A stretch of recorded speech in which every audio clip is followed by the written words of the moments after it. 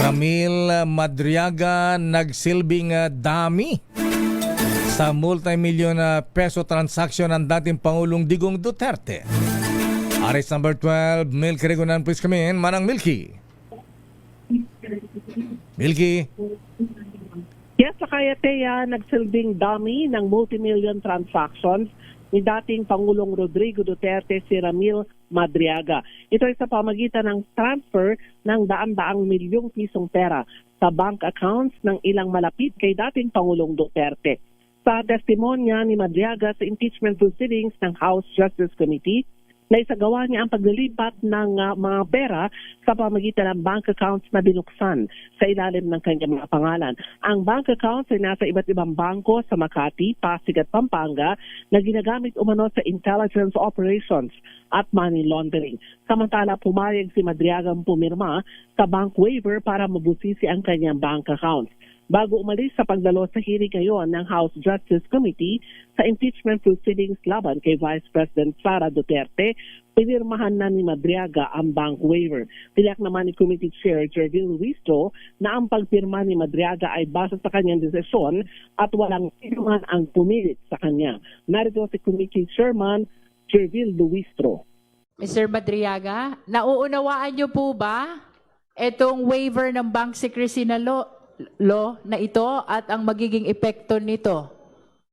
Opo, Madam Chair. Ibig sabihin po nito ay mabubuksan yung bank records nyo na inyong binanggit sa inyong supplemental affidavit without us violating the bank secrecy law. You are losing the protection of bank secrecy law. Naunawaan nyo po ba yun? Opo, Madam Chair, I'm fully aware. Ito po bang isinagawa ninyong ito ay may paggabay na ibinigay sa inyo ang abogado nyong katabi nyo ngayon, whom I know is Attorney Palad?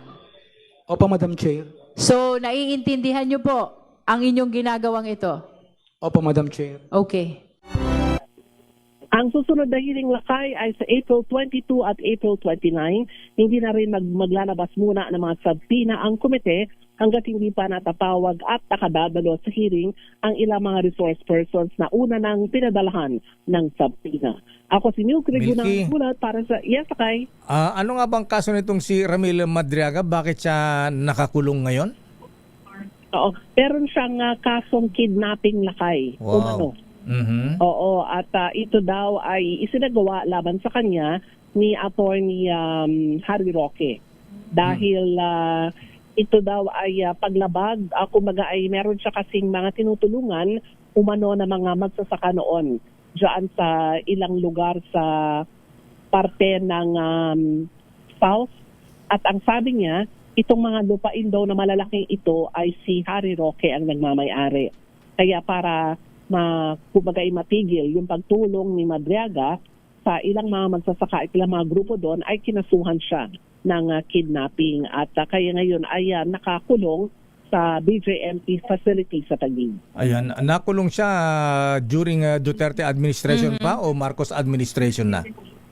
Oo, nung Duterte administration na kaya ang sabi nga niya ay masama ang kanyang loob din sa pangalawang Pangulo dahil sa lahat daw naman na itulong niya ay hanggang ngayon na hindi man lang daw siya tinutulungan sa kanyang kaso. Pero ang sabi niya walang kinalaman yung kanyang sama ng loob kay VP Sara dito sa mga pagbubulgar niya. Dahil kung titingnan mo lakay at kaya dito sa kanyang testimonya, ngayon dito sa House Committee on Justice, marami siya mga ipinakitang ebidensya at nagpapatotoo na siya ay malapit hindi lamang kay Vice President Sara Duterte, kundi kay dating Pangulong Rodrigo Duterte. Naidetalya ba kanina sa hearing Manang Milky kung di ba sinasabi na may planong i-assassinate ang Pangulong Marcos kapag hindi bumaba sa kanyang pwesto noong 2025? Yes, lakay na idetalya ngayon at bahagi daw yun ng plano ng mga Duterte, yung assassination na umano ay gagawin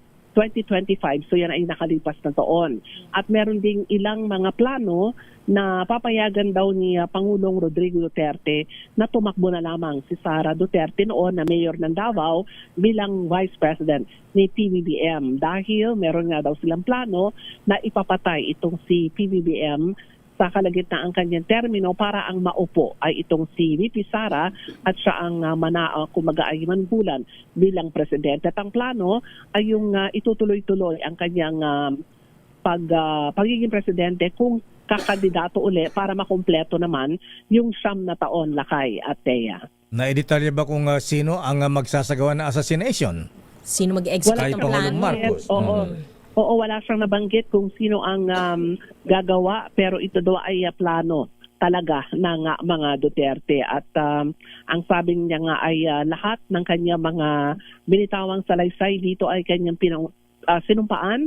Patunay na kanyang ay paninindigan daw niya ito kahit umabot pa sa korte at naging sa Senate Impeachment Court. Okay, maraming salamat naman ang Milky. Yan, Lakay at Thea, ang update mula dito sa Kamara kaugnay ng impeachment proceedings laban kay Vice President Sara Duterte. Ako si Neil Criguna nagulat para sa DCRH, una sa Pilipinas, una sa Pilipino.